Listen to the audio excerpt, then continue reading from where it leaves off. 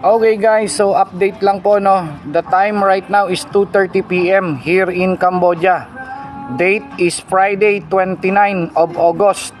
So currently, ang update ko sa pinaka top account natin, we have total of 7.1 million in dollars. 4 months pa lang po itong hinahataw.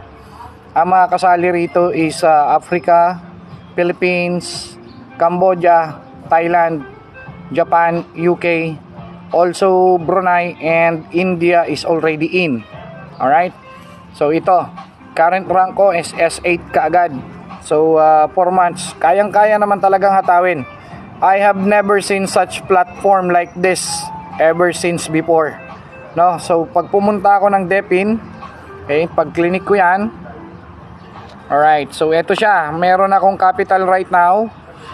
Nagsimula lang to ng 2,500 pero ngayon nasa $14,434 na siya. Okay? Nakapag-withdraw na ako ng $10,244. Now, ang CPI release, pwede ko tong i-claim. Pag claim ko to, ibig sabihin wini-withdraw ko siya. Ngayon, segundo lang yan mag-a-appear sa wallet ko pag wini-withdraw ko siya. Pero pwede ko kasi siyang i-compound. Ngayon, ang pinaka magandang withdrawin itong nasa team volume or total asset valuation. Ito yung leadership bonus. So meron ako dyan mga Solana, USDT, Bonk, BNB, XRP, Tron, Trump, Pepe, Shiba, Bitcoin, Doge. So kung ano yung nilalagay na mga downline ko rito, yun din ang nagiging leadership bonus ko. Alright, so ganun lang kasimple.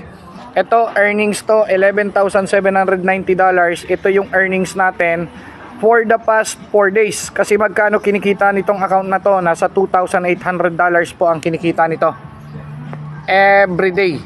So roughly around in 1 month, kumikita to ng hindi bumababa sa $80,000. 4 months pa lang na hinahataw ang solong.